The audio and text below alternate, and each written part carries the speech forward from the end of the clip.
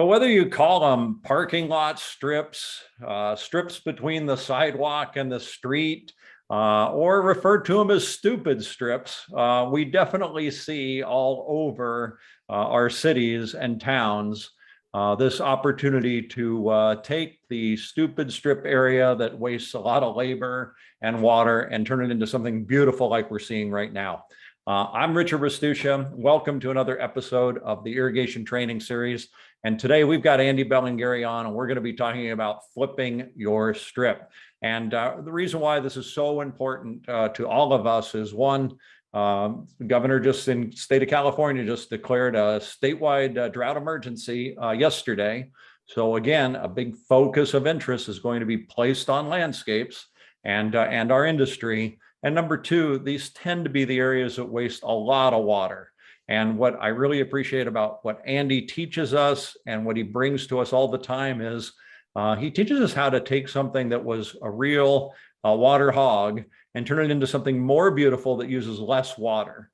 And I think that is the key to what Andy does, is making it better and having it use less water. If you can do that, you're going to be way ahead with your customers. And Andy's going to show us that today. So Andy Bellingary is the National Sales Manager for Jane Irrigation. I've known Andy for a long time now. We worked together at Valley Crest for a lot of years. We've been together at Jane now for about 7 years. And Andy brings just a wealth of knowledge and information. He was a horticulture major at BYU.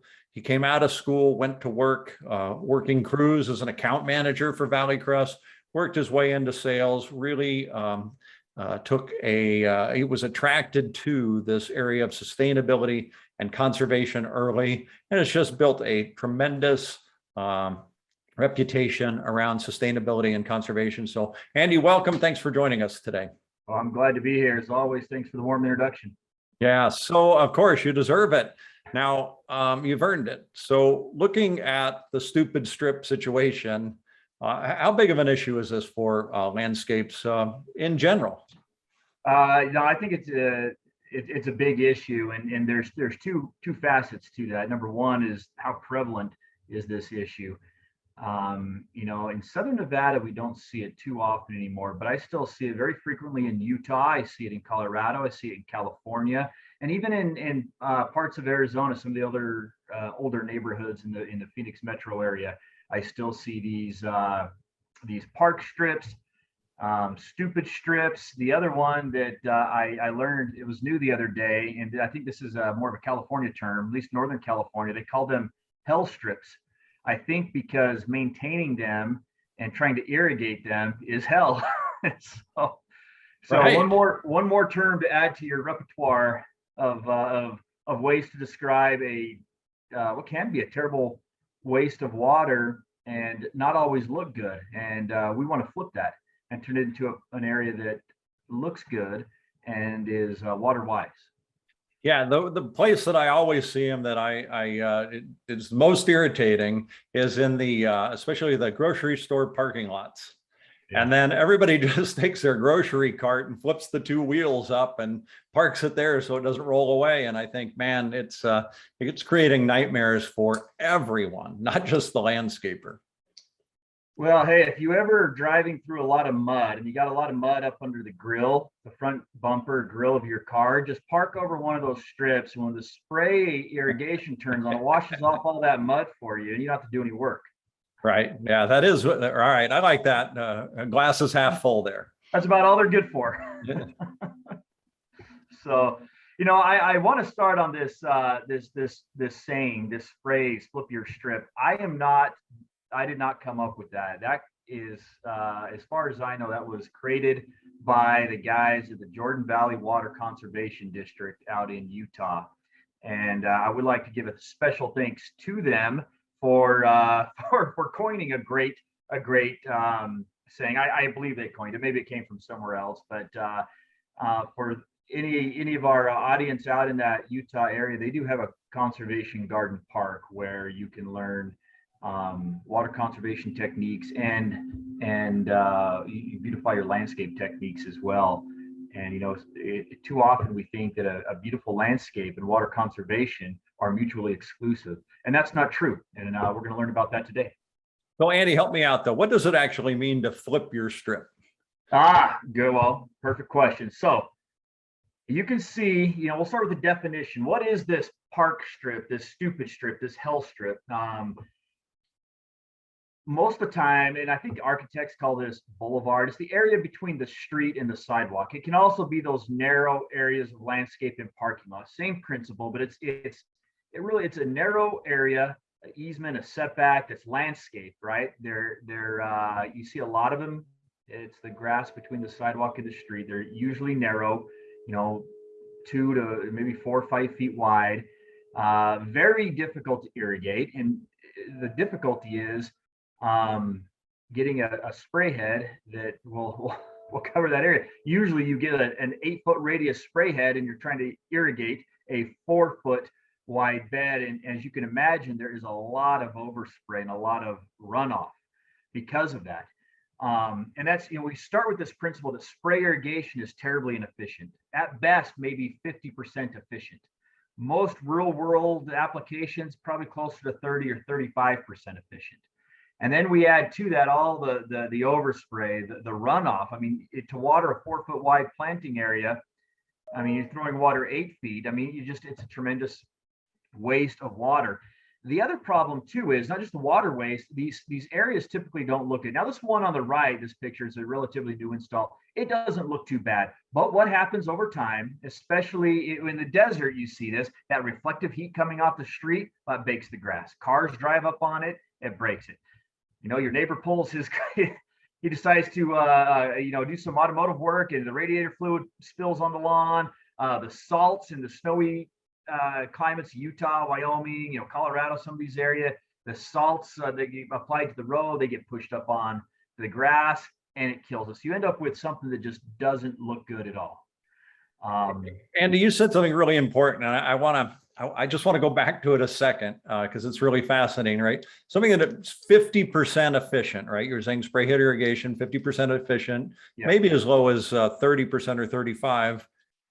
So if I've got this right, if I'm 50% efficient, I have to double the amount of water I'm providing in order to get the appropriate amount on my lawn. Is that right?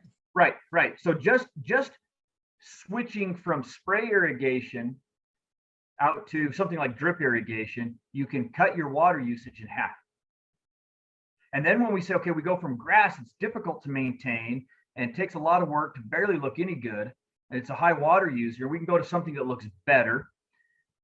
It uses even less water, probably another, maybe 15-20% savings there. So the savings really do abound, and the benefit is curb appeal goes up. Water usage goes down, curb appeal goes up. Yeah, that's fascinating, right? And a big issue for turf, because we typically water turf with spray heads. Yeah, the spray head is really inefficient, and as a result, we get the wasted water. So I always think about, and I'm not going to go down this rabbit hole too far, Andy, but is it having turf that's bad, or the way we irrigate it that's bad? In this case specifically, I say both. Yeah. Now, turf in a larger area can be irrigated efficiently, rotors or subsurface drip. That's not bad, but these narrow areas, grass always seems to struggle. But especially the way we irrigate it. And I think everybody has probably seen this instance before. The picture, that guy, the picture on the bottom left, he's getting his car washed. That's always joy, especially if you're in the desert and you have hard water, you get those water spots. This picture on the lower right, I mean, I think that might be 12 inches, 18 inches, if I'm being generous. And, and I've seen these instances before, and this is what is really disgusting. They won't even put sprinkler heads in the strip. They'll have a sprinkler head from the other side of the sidewalk, spray across the sidewalk. And not only is it a waste of water there, but then the water begins to erode the concrete. You end up with some hardscape damage as well. So to answer your question, I think in this specific scenario, getting rid of the grass and changing the irrigation it's a double net positive impact. Yeah. So Andy, when you were back in your contracting days, if you had a customer call up and say, hey, my car's all wet and it's got water spots on it now from the irrigation, what was your response? Oh, we try to, there was the standard, 1, 2, 3 excuses why it doesn't matter. And we're not responsible for that. And ultimately, people pushed it long enough. We were giving them money for a car wash. And, of course, they don't want the $20 car wash. They want the $100 detail. And go, it never fails. The guy who's complaining the loudest is also the personal injury attorney who's driving a really nice car. They just paid a lot of money to have it detailed. I mean, it's a no-win situation. Yeah, just a nightmare, right? I mean, it is. What you just described in time. Wow.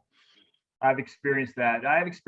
So, hey, today's webinar, we'll talk about some of the things we can do to flip your strip, right? To upgrade, curb appeal, reduce water. But I want to take everybody back to a webinar that I hosted earlier this year, and I can't remember how many months ago. It's all kind of flown together. But we did a webinar. It was called 5 Steps You Can Take Now to Save Water. And the very first step that we mentioned was through site design. And one of the things was this very slide from that presentation. We talked about getting rid of these stupid strips and the savings potential there being between 30 to 70%. You say, why such a big range? Well, it depends on the type of plant material you go back in with. And the density of that plant material. So we could see there being that range there. So this is kind of building upon some principles we discussed in a previous webinar.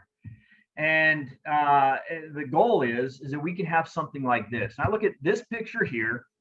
I mean, it's green, and this grass looks good. You can tell it was recently installed. You can see the lines here of the sod that was just put in. This looks good. This probably looks better than average. But if you could go from this using a lot of water to this and not using a lot of water, this is a better landscape. Yeah, totally. And when I see the sod going in there and wow, I think that looks expensive. How many times has that been replaced? Yeah. And you see trees in this picture here, and I'll say a little bit more about trees, but I'll just kind of tease this idea now. When we talk about the effect that landscapes have on the environment, and I don't mean the how it looks and feels to us. I'm talking about the physical, measurable impacts it has on the temperature, radiant heat. People talk all the time, but grass, all that evaporative cooling effect, that's going to cool the environment. Trees have the ability to cool the environment 10 times, 100 times more than grass does. And here's case in point. On a hot summer day, if it's 110, 100, even 100 degrees, go lay on a grass out in full sun, and then go sit underneath the shade of a tree that is either covered in aggregate mulch or even organic mulch, rocks or bark. You will be cooler sitting under the tree than you will be sitting on grass. And so having more trees in general than grass is a bigger benefit to us when it comes to the environmental cooling aspect of it. So grass, while good to play on, doesn't have as big impact as we think on the evaporative cooling effect, at least when it comes to trees. So for today, 5 key takeaways. I call them our critical success factors when we do this parking strip conversion. And these 5 factors are, first, starting with a well thought out design, having a plan. Then you get into removing the grass. We'll talk about a couple of the keys there, what works and what maybe doesn't work so well. Really important to this, we'll spend a little bit more time on this, is number 3, is the irrigation. Really, remember, we're doing this not just to improve the aesthetic value, but it's that spray irrigation that's so bad. If we keep spray there with the shrubs, well, we really haven't done much to help ourselves. We'll talk about trees in this area specifically, and then we'll talk about mulch applications and weed control. So category number 1. We have our plan, our design aspect of that. And I know this is probably maybe the most difficult part for a lot of people because our audience is coming in from coastal California to alpine mountains to Mojave and Sonora Desert. There's a big range of plant material and climates that can factor what goes in. but just generally speaking, I kind of broke your plant material options down into three basic categories. There's xeriscape. That would be what we call desert landscaping, very low water use, very sparse planting. Second category would be natives, and this will change depending on where you're from. Native plant material can look really, really nice and not use a lot of water. And then the third category, which uses a little bit more water, is what I call the adapted. They're not native, they're not xeric, but they'll grow well in your climate and they may not use a lot of water. So that kind of gives you from a variety of plant material to choose from. I always recommend to people check with your local cooperative extension or your master gardeners, and they'll have usually publications. Choose this plant, this ground cover, this shrub, this tree. They have that all ready to go for you. They'll have the pros and the cons of each, and that these are trees and plants that are tested in your area. And then along with the plan, if you wanted to add a little bit of hardscape, maybe you're used to walking across the grass, going from the street to the sidewalk. Maybe you put a little some pavers or stepping stones in there. And then of course having an irrigation plan. So always best to start with a plan, and there are a lot of resources out there. Yeah, and it's great to see these steps, Andy. I appreciate that you laid that out for us, because when you see all the steps, you realize if you take it step by step, it's not that big of a deal. Not that bad. No, not at all. So once you have your design in place, we get down to removing grass. And there are three basic options for getting rid of the grass. The first is mechanical. Now, mechanical can sometimes mean using a tractor or skid steer. In these little strips, that's just not practical at all. So mechanical in this instance means a sod cutter. And the pro to the sod cutter is it's fast. One of the cons is if you don't have the equipment, you have to rent it. There's a cost there, but the biggest cost is your dump fee. By cutting all that out, you have to do something with all that, and dump fees can be expensive. My little brother, who lives in Utah, recently converted all the grass in his front yard to a native landscape, and he used a sod cutter, cut it all out, and then posted on a social media site, free sod, and some guy showed up and took it and installed it at his house. So he defied my recommendation, don't use a sod cutter. He said, yeah, watch, I'll show you. So yeah. Anyway, so yeah, there's that. The second way to remove the grass, and this is what I recommend, especially in a commercial sense, is the chemical herbicide, and that's glyphosate, or what we call Roundup, or any other broad spectrum herbicide. Spray the grass, wait a week, keep the water on, wait a week, spray it again, make sure you get a good kill. And you just take your lawnmower, you cut it as low as you can get it, and then you can go in and re-landscape from there.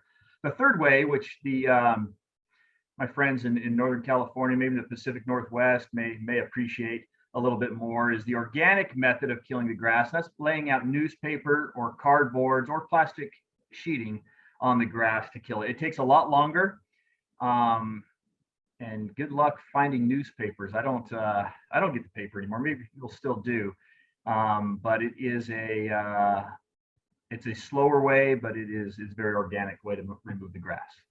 Yeah, I'm actually employing some of that right now at my home, the organic way. And I just lay the cardboard over, and it's amazing because you think about, grass, and for some people it's hard to grow. Mm-hmm. I turned off the water, put the cardboard on, and it takes well over a month for it even to start to turn yellow. And then for me, I really made the most gains is then I put compost on top of my cardboard. And that helped break down the cardboard, and everything is moving into the soil. And I have some, pretty clay soil, and it's making it a lot more permeable, and it's draining a lot better. So it's kind of exciting. Yeah, you can see that in this picture here. This gentleman is laying out the newspaper, and it's kind of cut off a little bit, but you can see the mulch that they're starting to spread out on top of that. And that's very common. So you're not having to pick up the newspaper cardboard later. You just cover it with an organic mulch, and everything is biodegradable, and it breaks down and goes into the soil. So very good way to build the soil that way. So we move from removing the grass into irrigation, right? This is really one of the most important aspects of flipping your strip is proper irrigation. This picture on the left, the big red X, we want to get away from that. We want to go away from spray. If you do this conversion in your stupid strip, and you go back in with spray, I think you've really defeated the purpose, and you've missed out on a big opportunity to not only save water, but to improve the health of your plant material. And what I recommend, and what we sell at Jane Irrigation, drip irrigation. And drip really is the best way to go. Whereas spray at best is 50% efficient, drip irrigation is 95% efficient. So when you do the math, if I'm applying 10 gallons of water to keep my landscape alive with spray, by switching to drip, I can apply 5 gallons of water. I can cut my water usage in half just by the delivery method. And when we're using drip irrigation, there's a couple keys to remember. The first one I want to start with is you have an existing valve most likely in your turf. When you switch to drip, you got to modify that valve a little bit. And we need to install a filter, which is this black thing pointing up that's installed upside down. And we need to install a pressure regulator. The filter, it's obvious, drip irrigation, these orifices are small, and if there's material in the water, it can plug up the drip emitters. So we have a filter to filter that out, and then we need a pressure regulator. These drip emitters are designed, regardless of the manufacturer, to work below 50 psi, and 20, 30, 40 psi pressure regulator is very common to use in the landscape. So step one on proper irrigation, make sure you have a filter and a regulator. That's the first step of when we talk about irrigating for success. And at this point, I'll pause and give another plug to another webinar we did. I think this was closer to a year or more ago. It was point source or inline irrigation. It was an entire webinar just on this subject, how to choose and when to apply. So if you want more information on that, please go to our website, janesusa.com. Look into webinars. You can get 40-minute discussion just on emitter line versus point source. And but for today's discussions, point source, as you can see on the left, is a single emitter at a point, and water comes out of that. This would be the way to go if you had sparse planting. But if you wanted, you saw in these pictures at the beginning where you had a dense planting, maybe like a meadow kind of look in your park strip, really the best way to go is with emitter line, which you see here. And this is tubing that has an emitter built in, and water drips out. And you can see from a design perspective here, you can lay that out in a grid. If this was your parking strip, this would be a very large parking strip, you could lay those lines down, irrigate the entire area, and then wherever you put a plant in, you would know it was getting enough water. And again, I'd invite people to go back and look at some of these other webinars on a more detailed discussion on that. Yeah, we got a nice comment that came in, Andy, about it's problematic keeping trees adequately watered when you have a turf area. And somebody saw your webinar on that and was mentioning how nice that was. It was a good one. And then we also had another person mentioning that, yeah, Master Gardeners in particular really recommends the cardboard, compost, and mulch for killing the lawns. Yeah, if it were me at my home, that's the way I would do it. In a commercial setting, that's just not practical. So, we got to choose your poison. Yeah. I wanted to mention this though. So we talked about point source, we talked about inline. There exists out there. This happens to be a Jane Octobubbler, and this guy was invented for this very purpose. You can see this picture here on the left, the one that's upside down. It's this middle. I guess it's the middle picture. This is a 1/2-inch female pipe thread. You take your standard sprinkler spray head and you unscrew it, you take it off, and you put this guy on, you screw it in, and it has 8 ports. And each of these ports is a 1/4-inch barbed emitter. And you can hook your drip line up to that and run it out to your new plants. And we're not the only ones that have it. I think ours is hands down the best, but you can do a simple spray to drip retrofit just by swapping out the heads and putting in one of these octobubblers. So I would highly recommend that as well. And this is how it looks in the landscape. You can put it in a little 4-inch bubbler box. Looks clean. You can run. In this case, it would be more of a point source kind of setup where this line perhaps is coming out from an octobubbler right over to a plant. And this makes a very simple conversion. So when you think about irrigation, you don't have to remove your existing pipe that's in that landscape area. You can just come in and do that conversion. I love the sustainability aspect of that. You don't have to waste what you've already got. This is an add-on to be more efficient. Now, we got a question coming in, Andy. Somebody's asking, so this is octobubbler, 8 1/4-inch tubes going out of there now, somewhere in my landscape under mulch. How do I know where it is so that when I plant something, I don't cut through my lines? It goes back to your plan. You got to start with the plan at the very beginning. Know where the plants are, and then having an irrigation plan on how you're going to water that as well. And then later, after the fact, that's I've mentioned on these webinars before. Just the other day, I did it again. I was using the spade out in a raised bed I have, and I punctured my drip line. I used one of the Jane Powerlock fittings, fixed it no problem. But it helps to remember. If you can't remember, again, having that plan, having that written down will give you a good idea. And then if all else fails, dig gingerly. Yeah. So I know too, Andy, I always take a picture. I take a photo with my phone when I'm installing it, before I put my mulch down or my compost, so that it helps remind me later, where that is, because it's very easy to forget, especially as the plants grow up and around. You lose your vantage points, and then sometimes I'll use certain markers, certain things that I'll place in my landscape that, especially for my bigger 1/2-inch, that will be a designator that, oh yeah, the drip line runs, approximately right here for the next 30 feet. Yeah, really good ideas. They're great ideas. I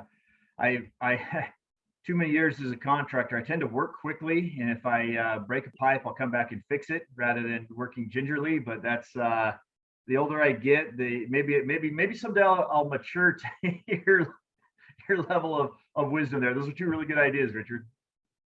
Thanks. And then also in irrigation, we can't have this discussion without talking about hydrozoning. And we've talked about this before. There was a webinar we did called "How Do I Irrigate That?" And we spent some time on hydrozoning. 3 simple rules, well, 4, I guess. Keep your trees on their own valve, right? Trees should be by themselves. Shrubs should be by themselves. Annual color should be by themselves. And we go from deep, middle to shallow rooted plant material. We want to keep those guys on different irrigation schedules, because if not, we end up either underwatering one or overwatering the other. And the most important rule, I think, when it comes to hydrozoning, probably the most important rule for these scenarios, this flip your strip scenario, is do not mix spray with drip. And so a lot of you are going to say, yeah, but my zone currently, the zone 1, for example, it waters the park strip and my front lawn. It's all mixed together. What do I do? Well, you got to split that valve and add a second valve. It doesn't sound as bad as you think it does. You run a new line out there. It really isn't that bad. There's a pipe already going under the sidewalk. You connect into that, but you got to keep the spray and drip separate. Remember, and this goes back to the webinar we did, getting a grip on drip. Spray is measured in gallons per minute. Drip is measured in gallons per hour. And so there's a factor of 60 difference there. And it really is, the application rate becomes a lot higher with spray, and it can't run as long. So then we get into that scenario of either overwater one or underwater the other. And we want to avoid that. So hydrozoning is very important here. So this takes us to step number 4 of 5, and that's dealing with trees. And we did, as you mentioned earlier, we did a webinar several months ago too, how to protect trees during a turf conversion. So again, these principles we've already touched on. This is a practical application of that, and I'd encourage people to go back and look at that webinar as well. But if you'll recall from that webinar, we talked about the trees that have roots growing in grass are very shallow. They're not 18 or 24 inches deep, as you can see here. They're just a couple inches deep.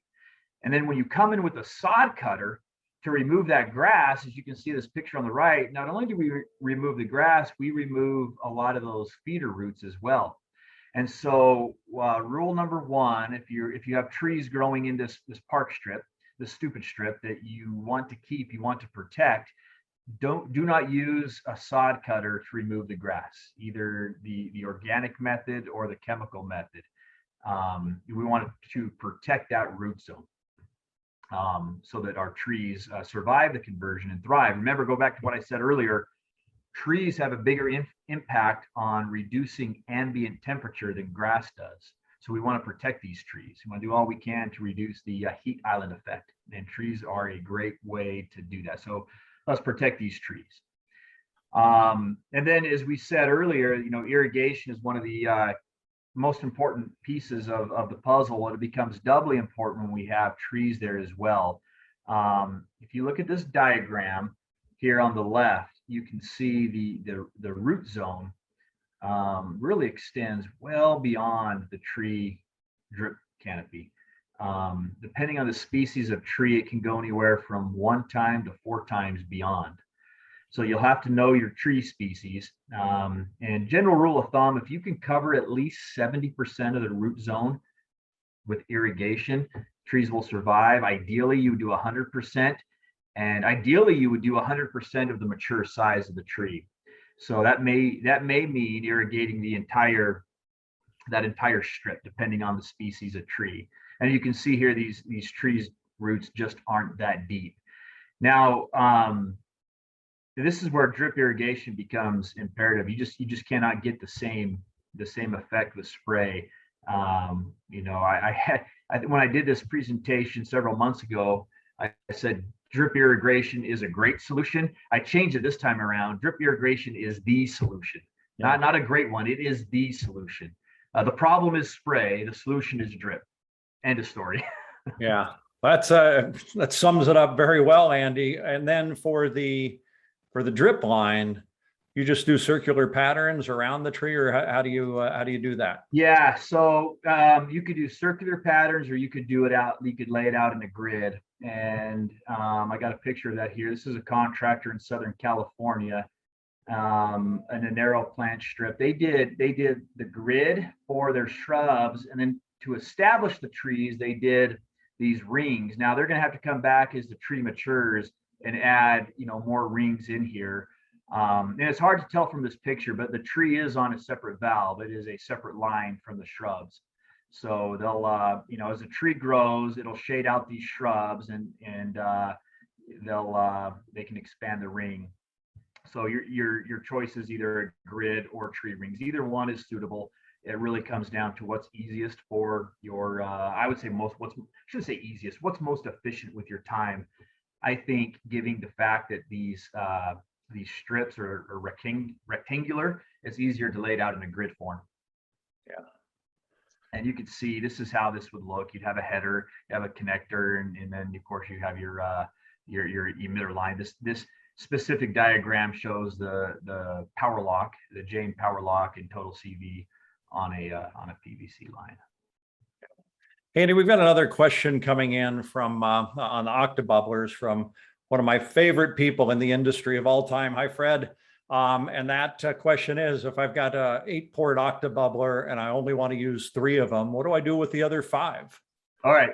So the 2 solutions. The first is just kind of the simple workaround. And it only works if you have an even number. I'll take a 8-inch, a 1/4-inch tubing, and I'll plug it into one side and loop it around to the other, just a piece about, a couple inches big. That's number one. But we also make, that's kind of, in a pinch, you have nothing else to do. That's what I'll do. We make a plug. That's a port plug that goes right on that. They're just a couple pennies a piece. You can buy them on our website. The biggest hassle with that is it might take a couple days to get it. But we do make port plugs. In fact, if you're going to buy an octobubbler, buy a bag of port plugs and some flow control devices. Have those on hand, just like you would have a goof plug and drip irrigation. Yeah. Okay. Great solution. Thank you. All right, so this takes us to critical success factor number 5, and that is weed control. Now, I know I was just talking to a contractor on Friday. I was out at the site with him where they're doing a turf to xeriscape conversion here in Vegas, and he was talking about putting some plastic down, and then he's going to put all this decorative rock on top of that. And I'm just thinking, it's a terrible idea. And here's why: it's expensive in material, it's expensive in labor. And then ultimately what happens is you have a picture like this where the mulch, whether it's organic or aggregate, gets blown away or gets moved, and you have this ugly plastic that pops up. And it's very, very unsightly. And that's for plastic. And I know they make these fabrics, landscape fabric, that's supposed to be better, right? It staples in and da da da da da. The problem with that, this is true for plastic, it's true for landscape fabric. That fabric over time acts as a filter, and filters get plugged up. And when that happens, air and water can no longer move through there, and you end up suffocating the plant material. You can create an anaerobic condition.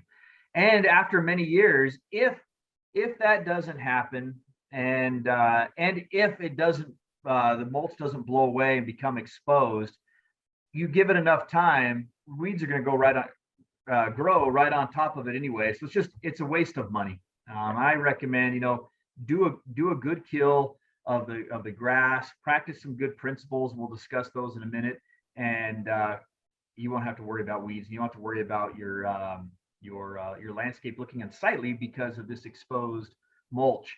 I think those who are in favor of the fabrics and the plastic are the guys who are manufacturing it. Other than that, it's just a bad idea all the way around. That's my opinion, pretty strong opinion, but I'd say don't waste your money. And so you say, okay, what do I do then? This is the right way to control weeds in this order. Number 1, use drip irrigation. When you're using drip irrigation, it's precision irrigation. Weeds grow where there's excess irrigation. So we're doing precision irrigation, right? So we'll start with drip irrigation. Number 2, mulch, 3 to 4 inches thick, aggregate or organic. And by aggregate, I mean decorative rock, or an organic, wood chip, something like that, 4 inches deep. Number 3, avoid soil compaction. There's soil compaction, plants aren't as healthy, weeds get in there and they start growing. So you can avoid a compacted soil, that will help. Number 4, minimize soil disruption. You dig in an area, you open up for, weeds start growing through. And then number 5, this is the after you've done steps 1 through 4, then you can use chemical control or get out and pull it by hand.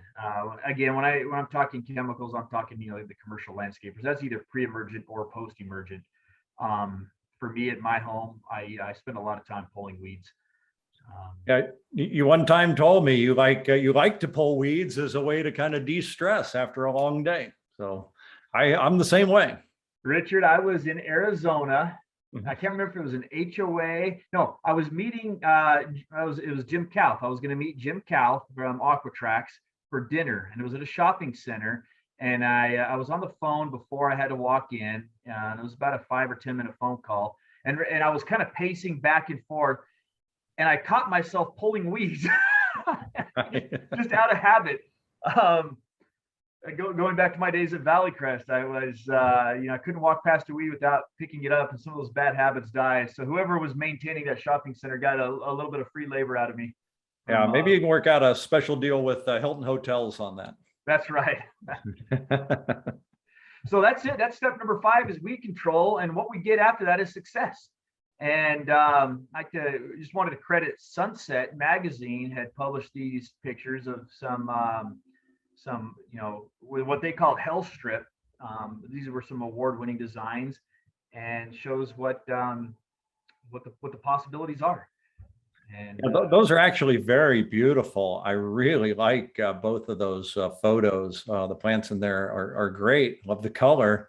How's the maintenance on those in your opinion?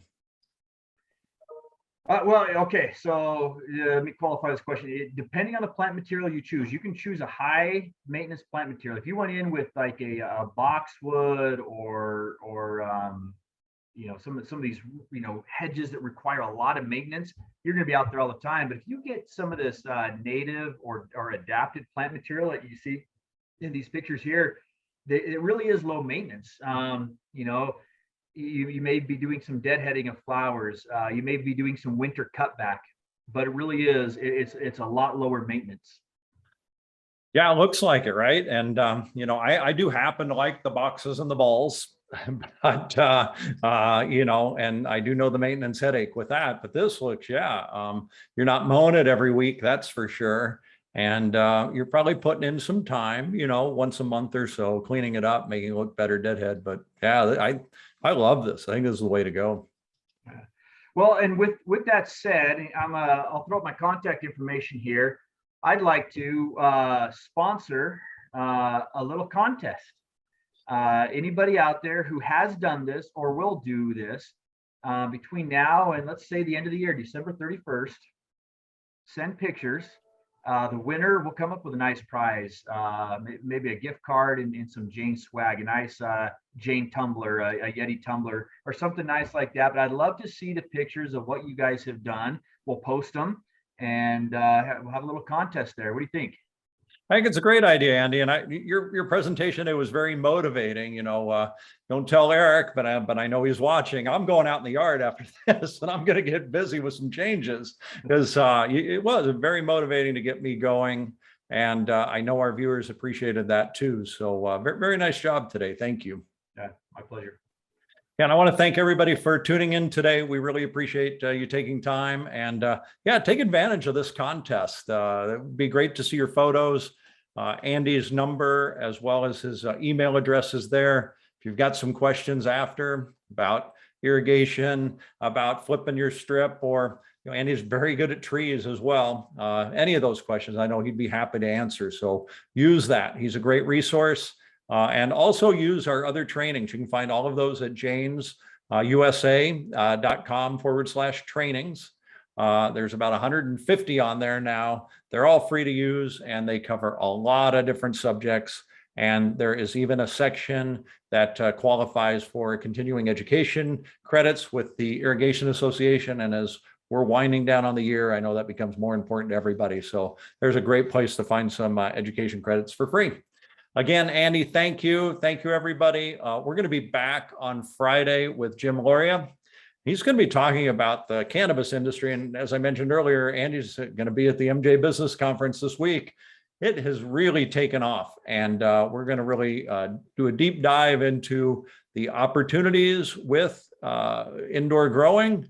And more importantly, the controversy between we're taking all our water and we're putting it into cannabis, and what does that mean for the rest of ag and the rest of landscape? So should be interesting. Thanks again, everybody, and we'll see you soon. Thanks all.